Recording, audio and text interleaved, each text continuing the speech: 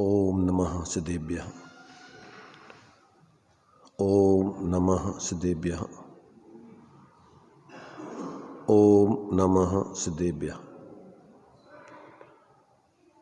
मंगलम भगवान वीरो मंगलम गौतमोमुनि मंगलम कुंद कुंदाद्यो जैन धर्मोस्तु मंगलम सर्वमंगल मांगल्यम सर्वकल्याणकारकम प्रधानम सर्वधर्माणां जैनम जयतु शासनम जैनम जयतु शासनम वंदितु सव्यसिद्धि ध्रुवमचलमणोभवं गतिं पत्ते मोक्षामि समय पाहुड मृण्मो सुधि केवली भणिदम् नमः समय साराय स्वानुभूत्या चकाशते चित्स्वभावाय भावाय सर्वभावान्तरच्छिदे।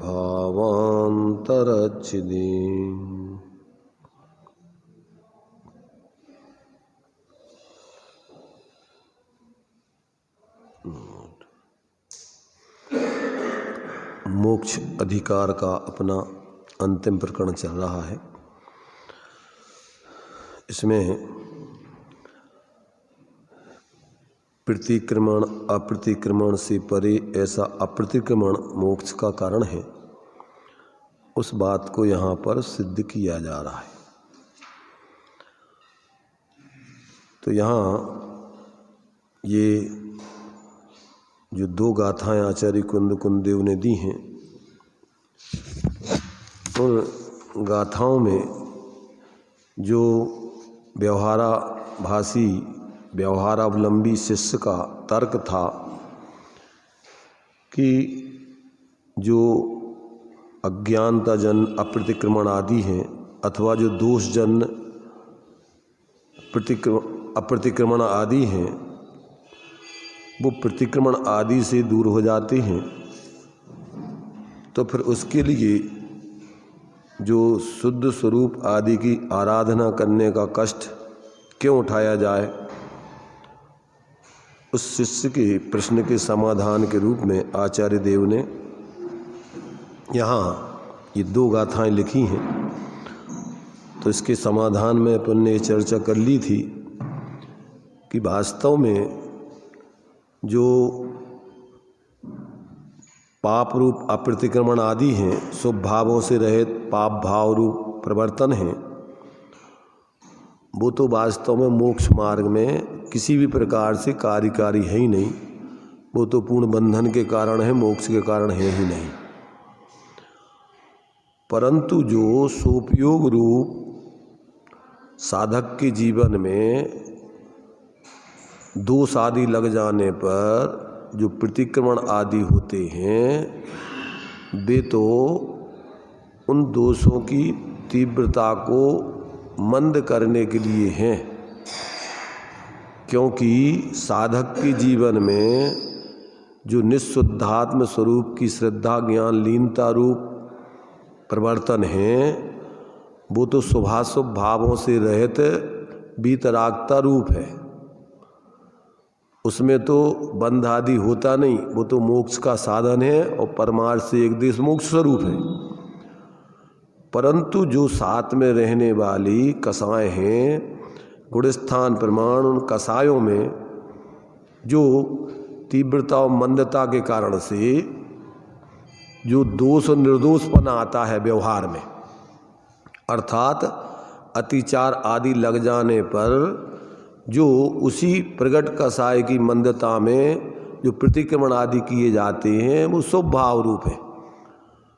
उस कसाय की तीव्रता में होने वाले बंधन की स्थिति अनुभाग आदि को कम करते हैं, परंतु उनका अभाव नहीं करते।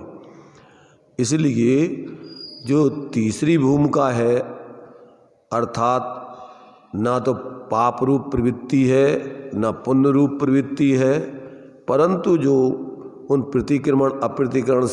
अप्रतिक्रमण से परे ऐसी शुद्ध स्वरूप की आराधना है, वो ही वास्तव में मुक्ति का कारण है। जो व्यवहार में तीव्र कसाय से जो अप्रतिक्रमण आदि हैं वो तो संसार के कारण ही हैं, परंतु जो साधक के जीवन में गुणस्थान प्रमाण जो कसाय रह जाती है, उसमें उस कसाय की तीव्रता में जो उस व्यवहार धर्म में जो दोष आदि लगते हैं, गुणस्थान प्रमाण जो मुनिराज के 28 मूल आदि का पालन होता है वो संजनन कसाय के साथ होता है, और उसमें जो असावधानी आदि होने से जो दोष आदि लगते हैं तो उसके लिए प्रतिक्रमण आदि किए जाते हैं। तो वो उन दोषों की कमी के लिए हैं, अभाव करने के लिए। तो जो शुद्ध स्वरूप का अवलंबन स्वरूप प्रतिक्रमण अप्रतिक्रमण से परे ऐसी तीसरी भूमि जो निश्चय प्रतिक्रमण रूप है, जिसको अप्रतिक्रमण कह रहे हैं यहाँ, वो ही वास्तव में मोक्ष का कारण है। इसके अलावा जो शुभ भाव रूप प्रतिक्रमण हैं जो साधक के जीवन में पाए जाते हैं, वो कसायों को मंद करके दोष आदि को घटाते हैं। तो ऐसा यहाँ पर जो है आचार्य देव ने स्पष्टीकरण दिया था। अब यहाँ पर ने आचार्य अमृतचंद देव की टीका, आचार्य जयसेन स्वामी की तात्पर्यवृत्ति टीका के माध्यम से विचार कर लिया था। इसमें जयचंद जी छावड़ा का भावार्थ है, और फिर आचार्य अमृतचंद देव ने जो कलश लिखे हैं, इन्हीं बातों को स्पष्ट करने के लिए 5 कलश दिए हैं, उनको अपन क्रम से समझते हैं।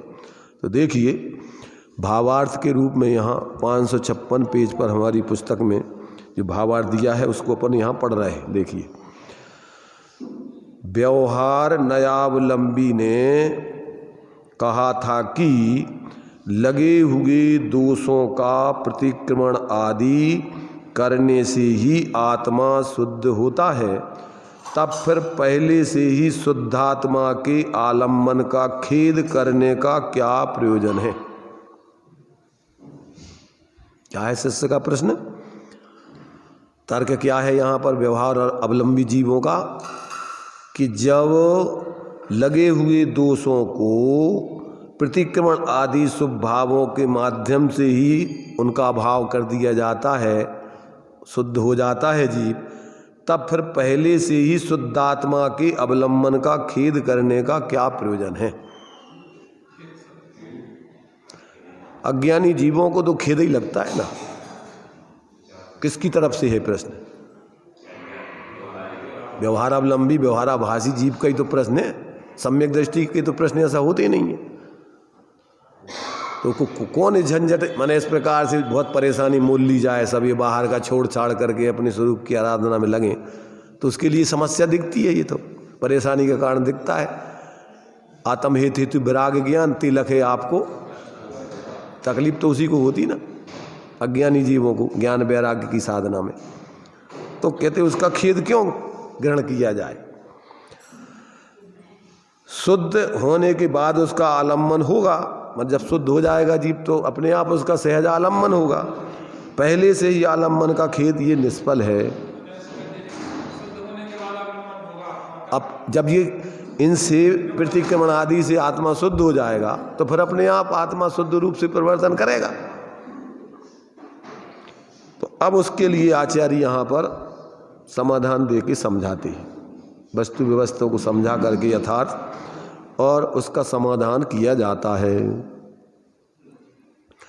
उसे आचार्य समझाते हैं कि जो द्रव्य प्रतिक्रमण आदि हैं वे दोषों के मिटाने वाले हैं, तथापि शुद्ध आत्मा का स्वरूप जो कि प्रतिक्रमण आदि से रहित है, उसके आलम्बन के बिना तो जो द्रव्य प्रतिक्रमण आदिक दोष स्वरूप ही हैं। क्या कहा? माने ये जो है तीव्र कसायों को मिटाकर मंद कसाय आदि रूप जो द्रव्य प्रतिक्रमण आदि हैं, उसके माध्यम से जीव थोड़े कसाय उसकी मंद होती हैं। तो कहते हैं वो इस प्रकार के तीव्र दोषों को घटाने वाले हैं। परंतु कहते जो शुद्ध आत्मा का स्वरूप है, जो कि प्रतिक्रमण आदि से परे है, रहित है। आत्मा का शुद्ध स्वभाव कैसा है? बंध मोक्ष से परे है। जो एक रूप आत्मा का स्वरूप है उसमें कोई विकल्प नहीं है, एक रूप सामान्य रूप से है। तो कहते हैं जो आत्मा का मूल स्वरूप है, शुद्ध स्वरूप है, जो कि प्रतिक्रमण आदि से रहित है, उसके अवलंबन के बिना तो द्रव्य प्रतिक्रमण आदिक दो स्वरूप ही हैं। जिसको अपने स्वरूप का अवलंबन नहीं है और जो बाहर में द्रव्य प्रतिक्रमण आदि को ही धर्म मान करके ग्रहण करता है, तो कहते वो तो विपरीत अभिप्राय पूर्वक वो तो दोष स्वरूप ही है, उससे तो दोष कम भी नहीं होते, मिथ्यात्व का और पोषण होता है व्यवहार आभासी से। तो जो आभासी जीव है, साधक के जीवन में तो यथायोग व्यवहार पाया जाता है, तो वो परंपरा से मोक्ष का कारण बताया उसको। तो साधक के जीवन में जो निश्चय के साथ व्यवहार प्रतिक्रमण आदि किए जाते हैं, परिवर्तन होता है, वो तो दोषों को कम करने के लिए होते हैं। और चूंकि स्वरूप की साधना के साथ है, इसलिए उसमें धर्म बुद्धि नहीं है, मंद कसाय के कार्य वो पुण्य के कार्य मानता है, तो उससे दोष कम तो होते हैं पर दोषों का अभाव नहीं होता है, ऐसा ज्ञानी जानता है। तो अज्ञानी तो जो है, कहते जो बिना शुद्ध स्वरूप के अवलंबन के और मात्र द्रव्य प्रतिक्रमण आदि को ही धर्म मानता है, तो कहते वो तो दोष स्वरूप ही हैं, वो तो अज्ञानी के विपरीत अभिप्राय वाले हैं, इसलिए वो तो संसार का ही पोषण करते हैं। वे दोष के मिटाने में समर्थ नहीं है, क्योंकि निश्चय की अपेक्षा से युक्त ही व्यवहार नए मोक्ष मार्ग में है, कार्यकारी है। जो निश्चय पूर्वक व्यवहार मोक्ष मार्ग, मोक्ष माने व्यवहार का परिवर्तन होता है साधक के जीवन में, वो ही कार्यकारी है व्यवहार से। जब तक उसको परमार्थ का बोध नहीं हो, अवलंबन नहीं हो, तो वो व्यवहार उसके लिए मूढ़ता को प्राप्त होता है, वो क्या होता है, और मिथ्यात्व का पोषण करने वाला होता है। ऐसा व्यवहार जीव ने अनंतों बार ग्रहण करके अपना कल्याण न करके अकल्याण ही करता रहा भ्रम से। तो ऐसे वो जो है एकांत से जो द्रव्य प्रतिक्रमण आदि हैं वो दोष स्वरूप ही हैं, वे दोषों के मिटाने में समर्थ नहीं हैं, क्योंकि निश्चय की अपेक्षा से युक्त ही व्यवहार नए मोक्ष मार्ग में कार्यकारी है। केवल व्यवहार का ही पक्ष मोक्ष मार्ग में कार्यकारी नहीं है।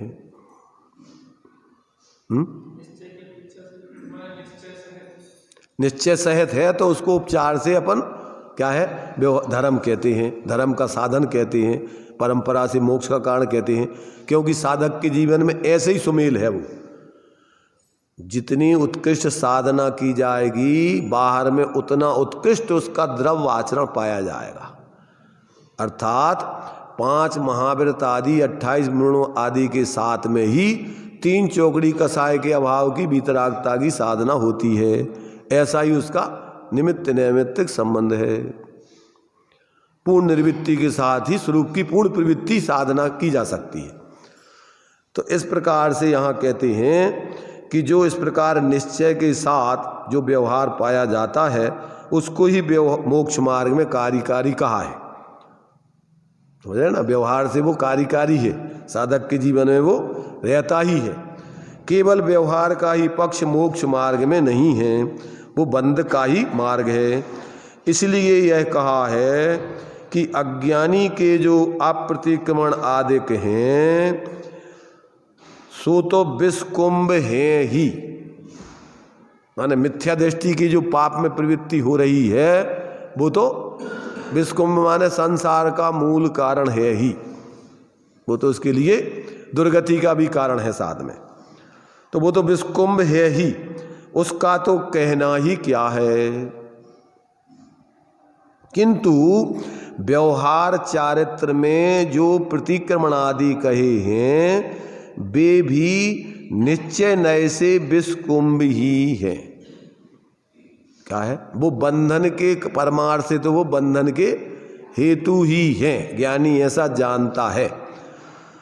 क्योंकि आत्मा तो प्रतिक्रमण आदि से रहित शुद्ध अप्रतिक्रमण आदि स्वरूप ही है। आत्मा का मूल स्वभाव एक रूप है, निष्क्रिय है, शांत है, और पर्याय में भी जब उस स्वभाव का अवलंबन किया जाता है तो वो पर्याय स्वभाव भी प्रतिक्रमण अप्रतिक्रमण से परे, पाप और पुण्य से परे शुद्ध स्वभाव रूप चेतन स्वरूप ही है, ज्ञान आनंद स्वरूप ही है। उसमें किसी भी प्रकार की कसाय आदि विकल्प आदि है ही नहीं।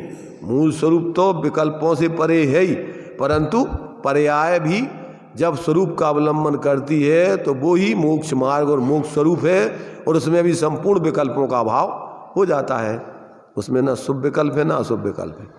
तो ऐसा जब तक जीव ऐसे मूल मोक्ष मार्ग को ग्रहण नहीं करता है तब तक वो सहचरभूत ज्ञानियों के जीवन में चलने वाला जो व्यवहार है, सुप्रवृत्ति आदि है, अज्ञानी जीवों को वो बाहर से ही दिखाई देती है, उसी को धर्म मान के ग्रहण करते हैं। तो कहते वो तो उनका भ्रम है, आवास है, वो तो मोक्ष मार्ग है ही नहीं। उस पर तो मोक्ष मार्ग का साथ में होने से आरोप किया जाता है। कैसा? जैसे बादाम की गिरी के साथ बादाम का छिलका हो तो सबको बादाम कहते हैं, और जिसमें अंदर की गिरी तो हो नहीं तो क्या कहलाता है? वो बादाम कहलाती है कि छिलका ही कहलाता है। ऐसे ही जो निश्चय के साथ व्यवहार होता है उसमें धर्म का आरोप किया जाता है।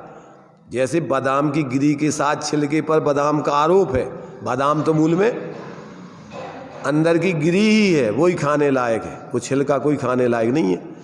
जैसे मोक्ष मार्ग प्रकाशक में व्यवहाराभासी को समझाने के लिए चावल का दृष्टांत दिया है। काय का दृष्टांत दिया? चावल का दृष्टांत दिया है, धान का दृष्टांत दिया। कैसा दिया है कि जिस धान में चावल है उसको संग्रह करते हैं समझदार लोग। किसको? अंदर के चावल की दल्स है तो ऊपर के छिलका समेत धान को संग्रह करते हैं, और कोई भोला जीव अंदर के दल को ना समझे और छिलकों को ही संग्रह करे तो क्या होगा? फिर कहते हैं छिलका निकाल देने के बाद फिर साथ में चावलों के अंदर एक लालामी भी होती है, थोड़ी अंदर में थोड़ा लाल लाल चिपका रहता ना एक और, देखा कि नहीं देखा? वो भी लोग निकाल देते। सुनो, वो तो व्यवहार से तुम फाइबर लाभकारी बता रहे, पर वो भी चावल का दोष है, वो चावल नहीं है। ऐसे ही मुनिराजों के जीवन में बाह्य पाप आदि का तो पुण्यवर्तन हो ही गया, और स्वरूप की आराधना के साथ में जो संजलन कसाय संबंधी जो राग रह जाता है वो भी वास्तव में चारित्र का मल है, वो कोई चारित्र नहीं है। तो जो साथ में अभी साधक मुनिराज आदि के जीवन में संजुलन का सायजन जो आंशिक राग रह गया थोड़ा सा, उसको भी ज्ञानी माने वो निकाल देना चाहते, उसको रखना नहीं चाहते, परंतु निचली भूमिका में वो निकलता हुआ नहीं जानकर वो साथ में रहता है। जैसे छिलका निकाल देने पर साथ में फिर वो ललामी जब तक वो व्यवस्थित उसको मशीन आदि से नहीं निकाला जाए तब तक वो निकलता नहीं।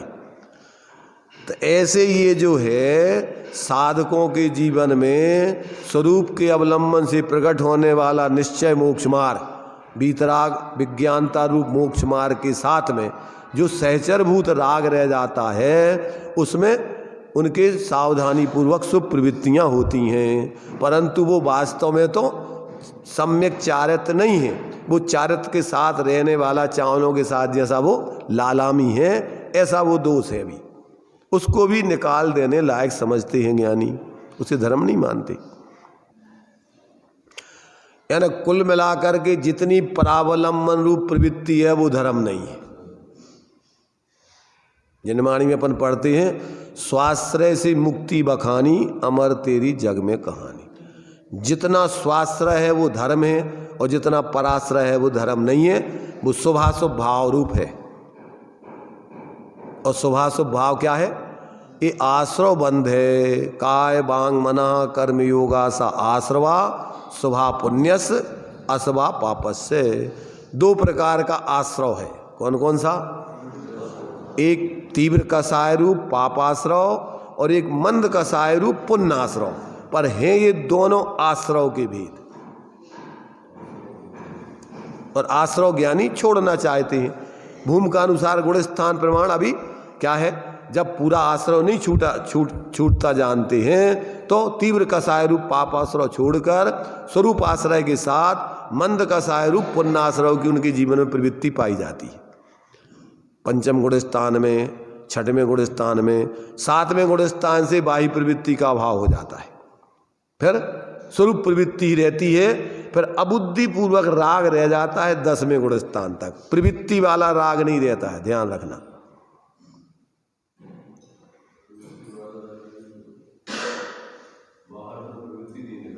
बाहर की प्रवृत्ति वाला राग नहीं रह जाता है 7वें गुण स्थान के ऊपर। बाहर की प्रवृत्ति होती है संजुलन कसाय की तीव्र हृदय में, जिसको प्रमत्त गुण स्थान कहते हैं। जैसे ही अंदर में स्वरूप की विशेष लीनता होती जाती है वैसे वैसे तुम्हारी अस्थिरता, कसायजन अस्थिरता खत्म होती जाती है। 10वें गुण स्थान तक मात्र सूक्ष्म लोभ रह जाता है। 10वें गुण स्थान का नाम क्या है? सूक्ष्म सांप्राय, सूक्ष्म लोभ कहो। मिथ्यात, सासाधन, मिश्र, अविरत, देश विरत, प्रमत्त विरत, अप्रमत्त विरत, अपूर्वकरण, अनिवृत्तिकरण, सूक्ष्म लोभ या सूक्ष्म सांप्राय। और उपशांत मोह, क्षीण मोह, 12वें में मोह का क्षय हो गया। और फिर संयोग केवली। यहां तक अभी संसार खड़ा है, क्योंकि बंध के 5 हेतुओं में मिथ्यात, अवरति, प्रमाद, कसाय और योग। तो अभी 13वें गुण स्थान में संयोग दशा है। अभी योगों से अभी उनके क्या है? संसार चल रहा है। कर्म आ रहे हैं, जा रहे, बंध नहीं रहे, क्योंकि बंधन होता है मलिनता से, कसायों से, मिथ्या मोह से। तो वहां अब मोह खत्म हो गया, इसलिए बंधन तो नहीं है, पर योग है। योगों से कर्म आते हैं पर बंधते हैं कसायों से।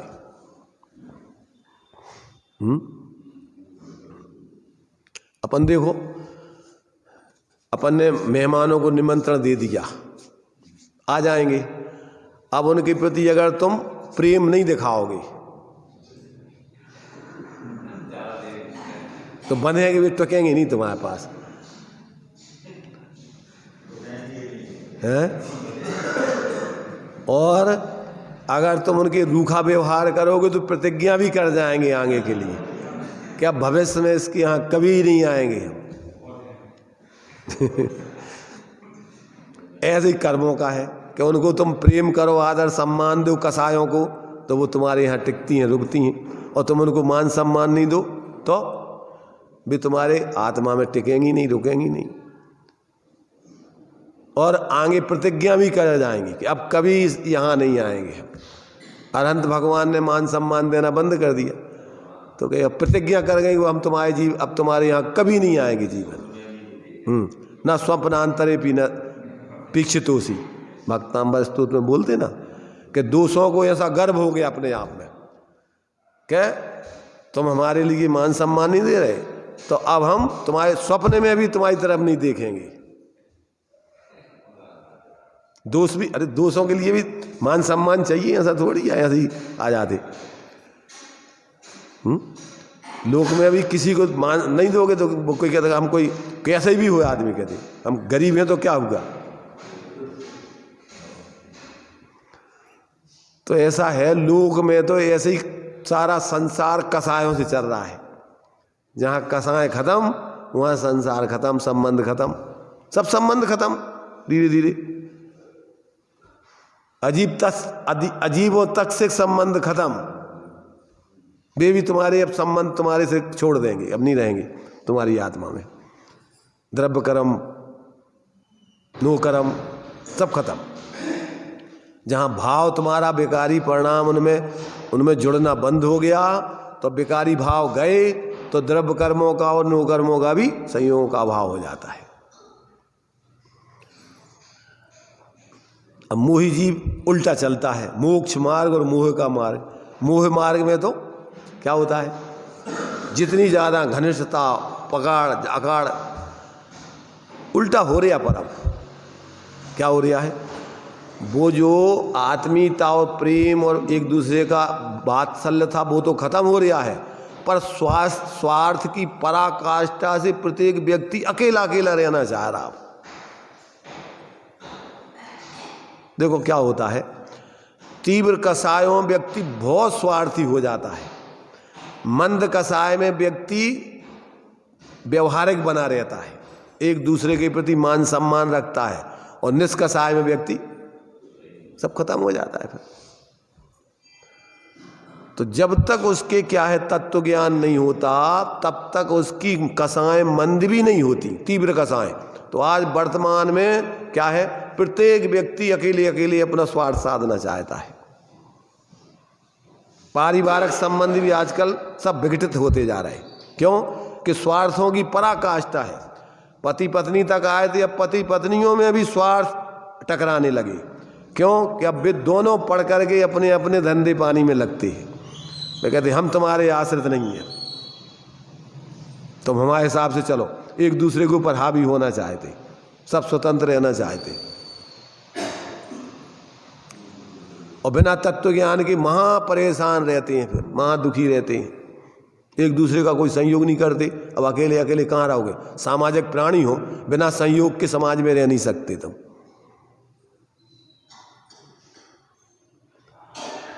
इसलिए यहाँ अपने लिए आचार्य कह रहे कि भैया देखो कि जब तक ये जीव इस प्रकार से तत्व ज्ञान पूर्वक अपने स्वरूप की आराधना जो शुभाशुभ भावों से परे है, ऐसे अपने उस भीतर मैंने निर्विकल्प स्वरूप से, चेतन स्वरूप से जब तक अपनी परिणति अभेद होकर तन्मय होकर के साधना नहीं करती है, तब तक उसके जीवन में जो आत्मिक शांति है, निराकुलता है, अतीन्द्रिय आनंद है, वो प्रकट नहीं होता, धर्म प्रकट नहीं होता।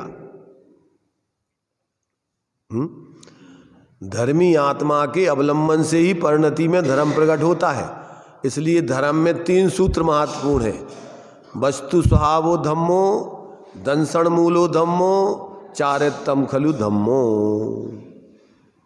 आत्मा का स्वभाव धर्ममय, धर्म माने शांत निराकुल है, उसकी दृष्टि करके उसी में लीनता करना, परिणति का ये धर्म तुम्हारे प्रकट हो जाता है। दंसण मूलो धम्मो सम्यक दर्शन, और चारित्रम खलु धम्मो, चारित्र वितरागता पूरी। तो इस प्रकार से जब इस प्रकार वस्तु का अपना जो शांत निराकुल आत्मा का स्वरूप है, जब अपनी दृष्टि अपने स्वरूप पर पड़ती है कि वास्तव में यही हूँ, क्या हूँ, जिसके पहले अपन ने जो गाथाएं पढ़ी थी, कौन सी, राध और अपराध, किसी कहना राध और अपराध। जो आत्मा की आराधना करते हैं वे निरपराध होते, बंधन से रहित होते, और जो आत्मा की आराधना नहीं करते, साधना नहीं करते, उसके 8 नाम दिए थे, संसिद्धि, राध, साधित। तो ये 8 नाम अपन ने पढ़े थे ना इसके पहले। ये देखो,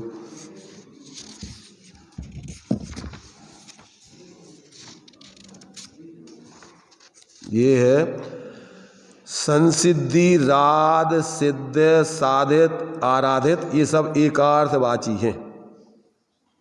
कौन कौन?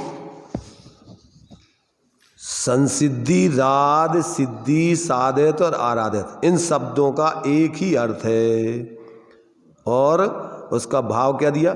शुद्ध आत्मा की सिद्धि अथवा साधन का नाम राध है, और जिसके वह राध नहीं है वह आत्मा सापराध है, और जिसके वह राध है वह आत्मा निरपराध है। निरपराध आत्मा निसंकित है, वो बंध से डरता नहीं है, उसको बंध नहीं होता है।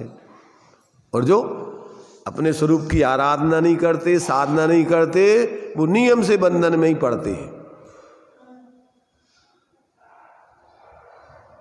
क्या कहा? कितना भी परावलंबन ऊंचे से ऊंचा लिया जाए, सब परावलंबन बंधन का हेतु है। अब प्रारंभिक भूमिका में जिन्होंने बंधन से रहित हो गए, ऐसे देव जो बंधन से रहित हो रहे गुरु, और जो उनका उपदेश आदि है बंधन से रहित होने का, वो अपन को बंधन, निर्बंध दशा, बंधन का कारण, निर्बंध दशा का कारण आदि समझने के लिए प्रारंभिक भूमिका में उनसे जुड़ना उपयोगी है।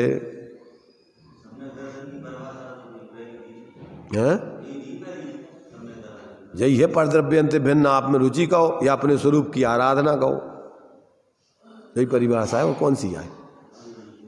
राध माने अपनी स्वरूप की आराधना, साधना, उसका नाम राध। और स्वरूप को छोड़ के बाकी सब अपराध। लोक में जो अपराध है वो इसी अर्थ में है, प्रचलित है वो।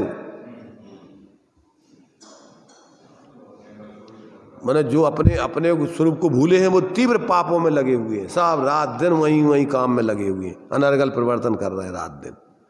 और जेलों में बंद है, यहीं व्यवहारिक जेल में बंद है, और चतुर्गति की जेल में तो बंद परमार्थ से होते ही हैं। तो इस प्रकार से यहाँ पर जो है ये कहते हैं कि जो चारित्र में जो प्रतिक्रमण आदि कही हैं, वे भी निश्चय से विस्कुंभी हैं, क्योंकि आत्मा तो प्रतिक्रमण आदि से रहित शुद्ध अप्रतिक्रमण आदि स्वरूप ही है, और उसकी आराधना ही वास्तव में कैसा है? अपराध से रहित होने का साधन है, सुखी होने का साधन है। इसके अलावा और कोई सुखी होने का उपाय किसी के लिए न था, न है, न होगा। एक हुई त्रयी काल में परमार्थ को पंथ, और साधे जो परमार्थ को वह व्यवहार समंत। व्यवहार किसे कहना? कि जो इस परमार्थ की साधना का साधन बने, कारण बने, वो व्यवहार है। और जिसमें परमार्थ की सिद्धि नहीं हो वो व्यवहार नहीं है, रूढ़ी है, परंपरा है, देखा देखी है, अन्य किस प्रयोजन से है वो तुम जानो। मोक्ष मार्ग प्रकाशक के 7वें अधिकार में व्यवहाराभासी के लक्षणों में दिया है। लौकिक प्रयोजनार्थ, मान सम्मानार्थ, कितने कितने उसमें भेद प्रभेद हैं। और धर्म बुद्धि से धर्मधारक व्यवहाराभासी अंतिम दोष है वो, कि जो तुम्हें परमार्थ का साधन था उसी को तुमने परमार्थ मान लिया, ये भी तुम्हारा व्यवहाराभास है।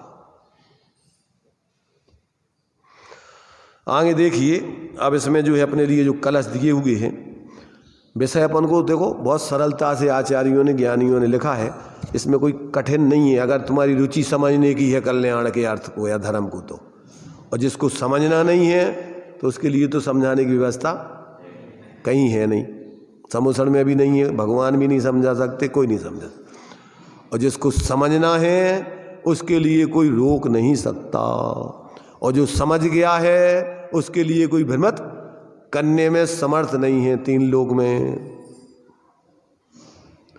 परंतु जो समझा तो नहीं है, परंतु समझने का भ्रम करके मान बैठा है, उसको भी तीन लोक में कोई समझा नहीं सकता है। सोने वाले को जगाया जा सकता है, जागने वाले को जगाने की जरूरत नहीं है, परंतु चिमाने व्यक्ति को कोई नहीं जगा सकता है। जो सो तो रहा नहीं है पर सोने का बहाना कर रहा है। तो समझदार मूर्खों को कोई नहीं समझा सकता है, मूर्खों को समझाया जा सकता है। क्या कहा?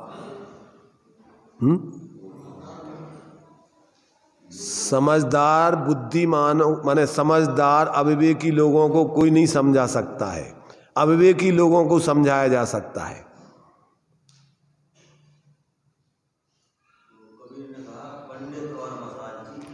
वो अपन पंडित अपने से नहीं समझते, अपने यहाँ तो पंडित बोलते हैं, पंडित बोलते हैं अरहंत भगवान को, पंडित बोलते हैं मुनिराज आदि ज्ञानी जीवों को। पंडित मरण होता है अरहंत भगवान का निर्वाण, पंडित मरण होता है मुनिराजों का, बाल पंडित मरण होता है देश वृत्तियों का। एक देश माने एक देश त्याग करके वो निर्वृत्ति एक देश प्रवृत्ति उनकी चल रही है अभी, इसलिए वो उतने अंशों में पंडित हो गए, और जितने अंशों में अभी कसाय हैं उतने अंशों में अभी बाल हैं वो। इसलिए जब तक व्यक्ति को ऐसा सद्विवेक भेद विज्ञान जागृत नहीं होता, तब तक वास्तव में उसके लिए सुखी होने की व्यवस्था नहीं है।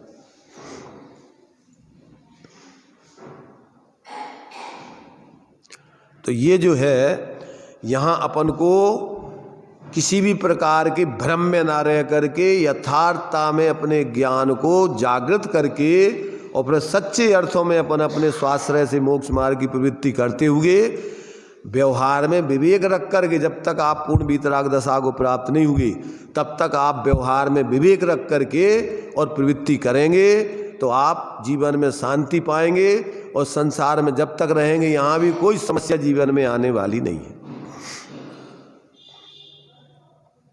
लोक में सर्वोत्कृष्ट जीवन तुम्हारा होगा व्यवहारिक दृष्टि से। अभी चूंकि मिथ्या दशा वाले पैदा होते हैं जीव, सम्यक दृष्टि तो ऐसे स्थानों पर पैदा होते ही नहीं है जहाँ पर तीर्थंकर आदि होते हैं, जहाँ साक्षात मोक्ष की साधना होती है, ऐसी जगह ही पैदा होते वो। इसलिए पूर्व में अपन ने चूंकि गलत किया था, साथ में कुछ अच्छा भी किया था। क्या गलत किया था तो इस पंचम काल में हुंडा सर्पणी काल में पैदा हुए, अच्छा किया था तो अभी भी अपन को ऐसा भगवान जनेन्द्र का मार्ग सत्य बात सुनने को समझने को मिल रही है, बुद्धि भी अपनी सुनने की तरफ जागृत है, तो अभी होनहार भी अपनी अच्छी है। जैन कुल में आकर के भी जो भगवान जनेन्द्र की वाणी नहीं सुनते हैं, पक्षपात में पड़ जाते हैं, नेतागिरी में पड़ जाते हैं, सांप्रदायिक बुद्धि धारण कर लेते हैं, उनकी होनहार खोटी है। जैन धर्म में आ गए ये तो पुण्य का उदय था, पर यहाँ वो पक्षपात में पड़ गए, दंभ में आ गए, अज्ञानता का पोषण, कसायों का पोषण कर रहे, आपस में लड़ झगड़ रहे, उनकी होनहार खोटी है। धर्म नहीं समझ करके धर्मांधता में खड़े हो गए और अपने को मान रहे कि हम सर्वश्रेष्ठ हैं, तो वे वास्तव में अविवेकी हैं, उनकी होनहार खोटी है। जो लोग निष्पक्ष होकर के भगवान जनेन्द्र की वाणी को सुनकर अपने जीवन का शोधन कर रहे और किसी भी जीव के प्रति कोई धारणा नहीं बनाते, सब जीवों से मैत्री भाव रखते हैं, यथायोग उनका बाहर में जीवन देख करके उनके साथ व्यवहार करते हैं। परमार्थ से तो सब जीव हैं, इसलिए परोक्ष रूप से तो सबके प्रति मैत्री भाव, पर प्रत्यक्ष रूप में उनकी प्रगट प्रवृत्ति के आधार पर व्यवहार किया जाता है।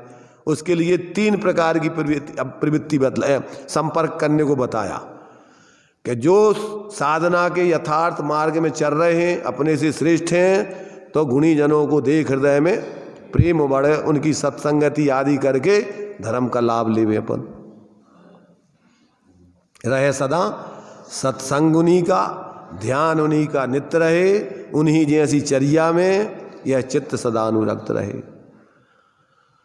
और दुर्जन कुरूर कुमार रतों पर जो दुर्बुद्धि हैं, तीव्र कसाई हैं, सांप्रदायिक बुद्धि है, दंभी हैं, अपने कोई श्रेष्ठ मानते हैं, दूसरों का कोई मान सम्मान नहीं करते, ऐसे मिथ्या दृष्टि तीव्र कसाई जीवों से माध्यस्थ भावम विपरीत वृत्तऊ, मध्यस्थ, ना उनको बुरा कहना ना अच्छा कहना, अपना अपनी आत्माराधना करना।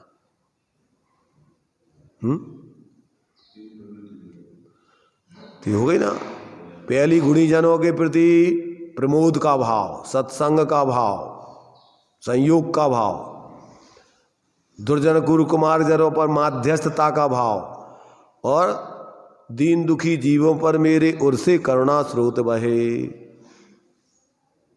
जो पाप के उदय में परेशान हैं तो उनके प्रति दया का भाव, करुणा का भाव। तो मैत्री, प्रमोद, कारुण्य, माध्यस्थ, पहले तत्व दृष्टि रहेगी। वो कैसी रहेगी कि भाई ये भी अपने जैसे जीव हैं, पर पाप के उदय में अभी प्रतिकूलताओं में हैं, इसलिए अपन उनको आत्मीयता से संयोग आदि करें उनकी परेशानी जैसा हो सकता है वो मिटाने का प्रयत्न करें।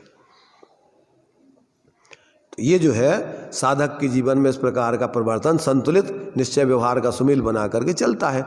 इसलिए वो अंदर से जितना जितना श्वास रहे उतना तो अतीन्द्रिय आनंद निराकुलता है। जितनी अभी कसाएं हैं उनमें विवेकपूर्वक प्रवृत्ति है, इसलिए उसके यहाँ पर भी बहुत ही संतुलन और आत्मीयता सब में रहती है, और साथ में पुण्य का साथी से बंध होता है, इसलिए आगे दुर्गति आदि का पात्र वो होता नहीं। और बाहर में भी लोग उसके प्रति विशेष बहुमान रखते हैं। क्यों? कि वो किसी जीव के प्रति अपनी तरफ से दुर्भाव करते नहीं। अब देखिए यहाँ पर आगे जो कलश दिए हैं आचार्य अमृतचंद देव ने, इसको भी अपन देखते हैं क्रम से, इनमें आचार्य क्या कहना चाहते हैं।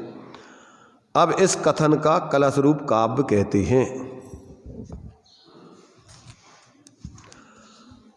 अतोहता प्रमादिनो गता सुखासीनताम प्रलीनम चापल मुन्मीलितमालंबनम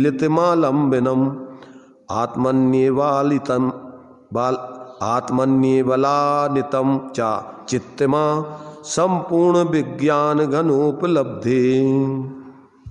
इसका हिंदी है, ये संस्कृत पढ़ी अभी। अरे मुक्ति मार्ग में चापल अर परमाद को, अरे मुक्ति मार्ग में चापल अर परमाद को। चापल जानते? चापल चंचलता, चपलता ज्यादा, और परमाद, प्रमाद माने कसायों की तीव्रता पूर्वक असावधानी और जल्दबाजी कहो। उसके लिए अपन अभी खुलासा चलेगा जब बताएंगे। उसके लिए अपन दूसरे शब्दों में जो है, अगर श्रीमद जी के शब्दों में कहें तो कोई क्रिया जड़ थई रहा और शुष्क ज्ञान में कोय, और माने मार्ग मोक्ष का करुणा उपजे मोय। बिना स्वरूप अवलंबन के बाहर की क्रियाओं की उठापटक में चंचलता में लगे हुए, और जो प्रमाद में स्वच्छंदी हो गए, शुष्क ज्ञान में अपने आप को ज्ञानी मान के जीवन में आचरण आदि कुछ नहीं करते। तो कहते अरे मुक्ति मार्ग में चापल अर परमाद को, है जगह है नहीं कोई जगह, कोई और आलम्बन नहीं। बस इसलिए ही जब तलक आनंद घन निज आत्मा की प्राप्ति ना हो, तब तलक तुम नित्य ध्याओ आत्मा। इसका जो हिंदी दिया है देखो। अतः इस कथन से सुख आसीनताम गता, सुखासीन सुख से बैठे हुए प्रमादिना, प्रमादी जनों को, जो आराम से बैठे हुए हैं काय में, प्रमाद में, तो भैया अपन तो ठीक है, अब कछु क्या करना, अपन को आनंद है अपने लाने तो खाओ पियो। जो कबीरदास जी कहते ना कि सुखिया सब संसार है, खावे और सोवे, और दुखिया दास कबीर है, जागे और रोवे। खाते हैं और अपने आराम से प्रमाद में पड़े रहते। तो यहाँ कहते हैं कि ऐसे इस कथन को सुन करके जो कौन सा प्रतिक्रमण अप्रतिक्रमण से परे, ऐसा जो अप्रतिक्रमण स्वरूप आश्रित, उसके लिए आचार्य ने दिया है कि जैसे एक इंद्रिय आदि पेड़ जैसे बिल्कुल कैसे होते हैं, खड़े रहते हैं एक स्थान पर, ऐसे जो स्वरूप के आराधक हैं वे अपने स्वरूप की आराधना में इतने मस्त रहते हैं कि बाहर की उनको क्रिया करने का काम माने रुचि नहीं होती, कोई प्रवृत्ति में उनको आलसी जैसे दिखाई देते हैं। एक तो स्वरूप प्रवृत्ति में इतने आनंदित हैं कि वो बाहर में एक इंद्रिय आदि पेड़ जैसे दिखाई देते हैं, कुछ नहीं करते हुए। जो अपन पढ़ते ना, कहते न सुथिर मुद्रा देख मृगगण उपल खाज खुजा होते। कैसे हो जाते? जैसे पत्थर की मूर्ति बैठे हो, मृगगण आकर के खाज खुजाते रहते हैं, वे सोचते पत्थर की मूर्ति ही है। स्वरूप के रस में इतने आकंठ डूब जाते हैं कि बाहर की क्रियाएं प्रवृत्ति करना उनके लिए अब अरुचिकर हो गए, अब वो कर नहीं सकते उसमें, क्योंकि वे कसाएं से होती हैं। अब वे कसाएं उनकी अत्यंत शांत हो गई, खत्म हो गई। क्या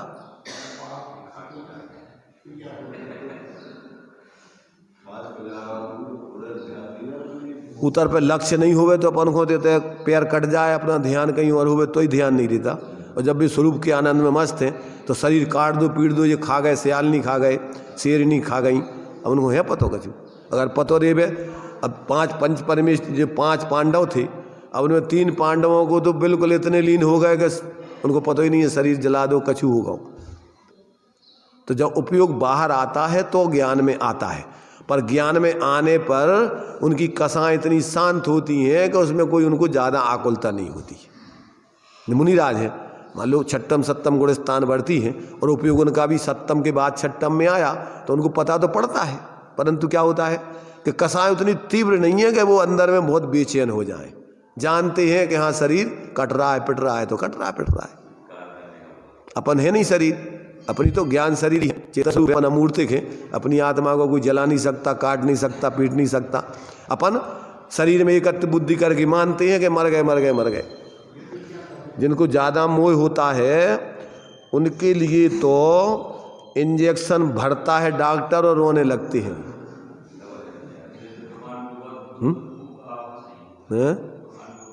अब वो आसक्ति, वो तो कसाई की तीव्रता है। हाँ उपयोग की बात है, वो उपयोग इस तरफ नहीं है तो नहीं है, पर तीव्र कसाई शरीर में आसक्ति वालों को तो देखते हैं कि जो इंजेक्शन हमें लगने तो रोने लगते पहले ही से। 4 जने पकड़ने पड़ा था उनको, फिर भी उनको देवता भरते हैं, उचकते हैं फिर भी।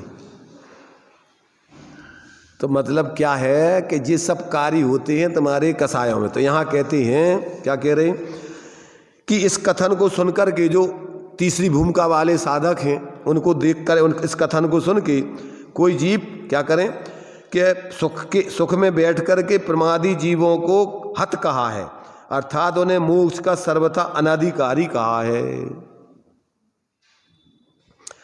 चापल्य का अर्थ होता है अविचारित कार्य। चापल्य माने चपलता माने अविचारित कार्य, जैसे बच्चे चंचलता से कुछ भी करते रहते उठापटक, तो ऐसे अविचारित कार्य प्रलय किया है, अर्थात आत्म प्रतीति से रहित जितनी भी क्रियाएं हैं उन क्रियाओं को मोक्ष के कारण में नहीं माना है। जो क्रिया जड़ था ही रहा है, जो क्रियाओं में धर्म बुद्धि मान करके अटके हैं, तो कहते हैं उन पर हमें दया आती है, क्योंकि धर्म तो है ज्ञान वीतरागता रूप, स्वाश्रय रूप, और वे पराश्रय की क्रियाओं में ही धर्म बुद्धि से जुड़े हुए। कहते हैं आलम्बनम उन्मीलितम, आलम्बन को उखाड़ फेंका है, अर्थात जितनी परावलंबी प्रवृत्ति है वो सब मोक्ष मार्ग में निषेध की गई है।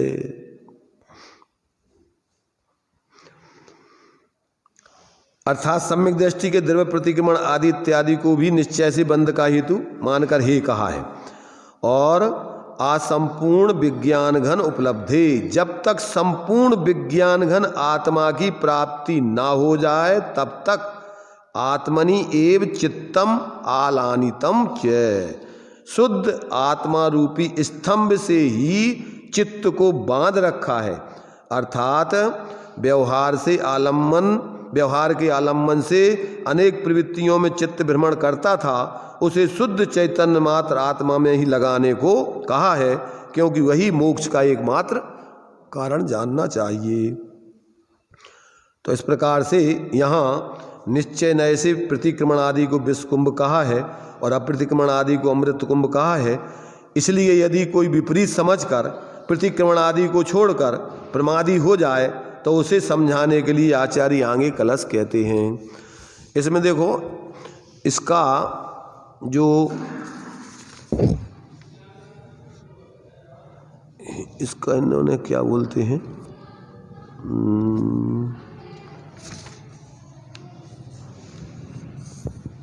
इसमें इनका इसका नहीं दिया इन्होंने, क्या है क्या बोलते हैं, जो बनारसी दास जी थे इसका छंद इसमें दिया नहीं शायद।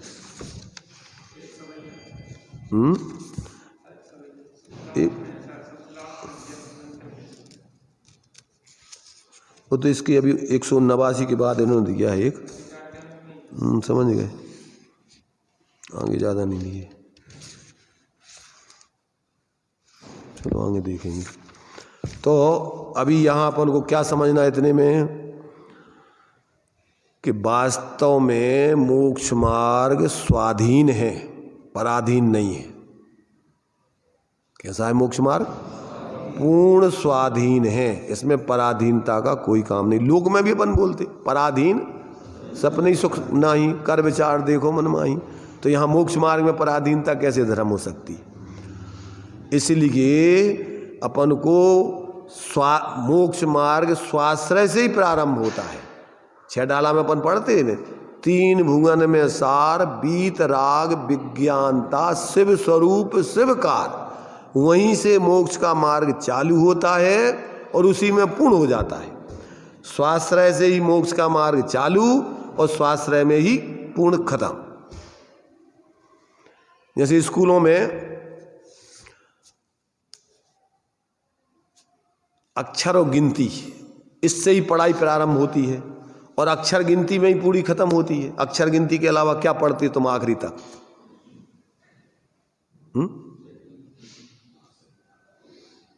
पहली क्लास से चालू होती है अक्षर गिनती और जब तक पढ़ते हो तब तक उन्हीं अक्षर गिनतियों में ही परिवर्तन चलता रहता है। अब अंतर इतना आ जाता है कि पहले प्रारंभिक भूमिका में साक्षर ज्ञान कराया जाता है और फिर उन शब्दों से फिर साक्षर ज्ञान के बाद फिर विषय की शिक्षा दी जाती है, अर्थ ज्ञान कराया जाता है। पहले साक्षरता और बाद में शिक्षा। तो शिक्षा काय की? विषयों की। जैसे मान लीजिए डॉक्टरी पढ़ना है, इंजीनियरिंग पढ़ना है, वकालत पढ़ना है, तो वे शब्दों के ही माध्यम से आपको अब उस विषय का ज्ञान कराया जाएगा। पहले अपन अक्षरों का ज्ञान कराते हैं, कराते कि नहीं? अनार को, आम को, अब A for apple, B for banana, अब ये सब अपन अक्षरों का ज्ञान कराने के लिए ये वस्तुनिष्ठ अक्षर ज्ञान कराया जाता है, वस्तु की, जबकि वो अनार का नहीं है, परंतु वो वस्तुओं के माध्यम से पहले उस अक्षर का ज्ञान कराना है। और जब अक्षर का ज्ञान हो गया तो फिर अब आपके लिए फिर वो किसी का नहीं है, वो जहाँ आपको जिस वस्तु के स्वरूप को बताने में उसका प्रयोग करना है वहाँ उसका अब जोड़ लो आप। तो ये नहीं कहोगे अब लिखते समय आदमी लिखो, आम लिखो, तो अब का आम को लिखने, ऐसा नहीं, अब सीधे आप आदमी। अब वो आदमी आम को आ नहीं है, वो जिसमें जिस शब्द को बताना है वो शब्द उसका है वो। तो बच्चों को पहले ऐसे अक्षर माने वस्तुनिष्ठ अक्षर ज्ञान कराते और बाद में फिर हमार घर चल, अब फिर अपन उसको अब हमार एक बना दिया, एक लड़का बना दिया और उसको पकड़ के घर चल पकड़ाते हुए ले जाते हुए जब बता रहे हैं। अब वे शब्दों से फिर अपन को विषय का ज्ञान करा रहे अपन। जो भी उसमें फिर जोड़ के थोड़े छोटे वाक्य बना के नानी, चल, ला पानी, कुछ भी बने से शब्द जोड़ देंगे तो उसमें फिर बना करके चित्र उनको समझाया जाएगा कि अब इन शब्दों से ये बात बोली जा रही कि ये इस विषय को समझना अपन को। तो ये सब बातें अपन को यहाँ मोक्ष मार्ग में भी अपन को शब्द माध्यम है, उन शब्दों के माध्यम से अपना आत्महित का प्रयोजन कैसे सत्ता है उस अर्थ को समझकर जीवन में जैसे शब्द बोले जाते हैं पर शब्दों से तत्काल अर्थ पर जाते हैं और फिर अर्थ का प्रयोजन साधते हैं।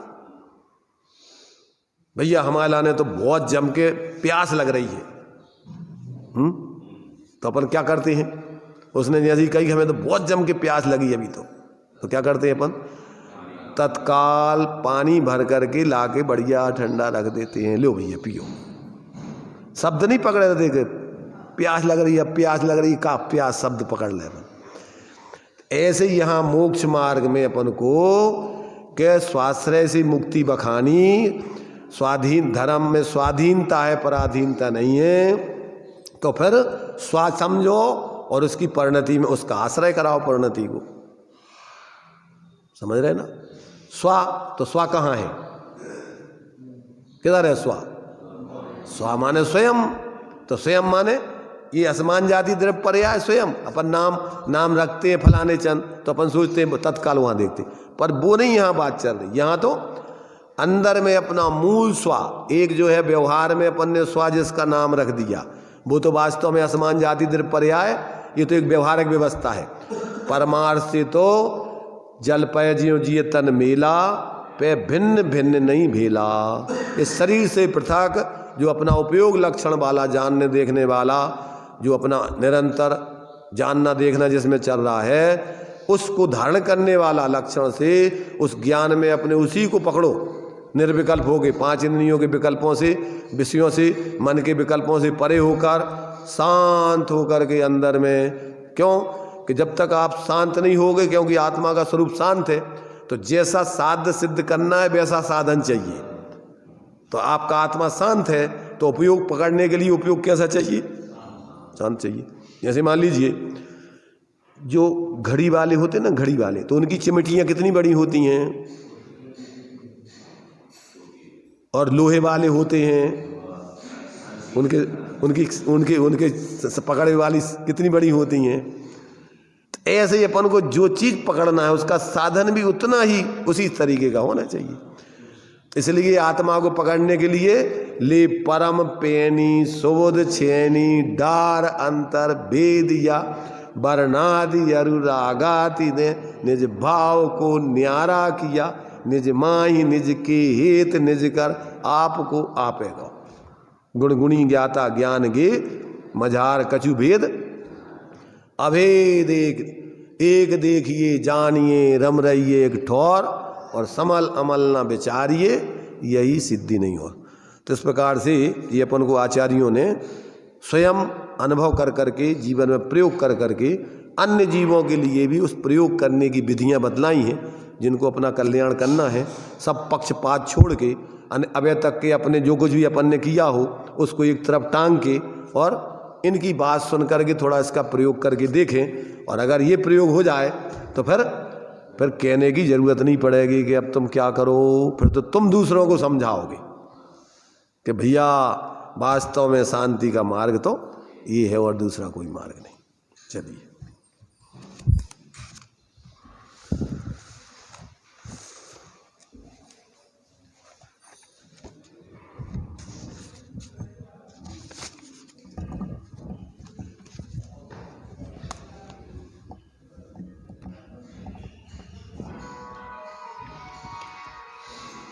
जीवन के परिणामन की गति 3 भांत बरणी, एक पुण्य एक पाप एक राग हरणी।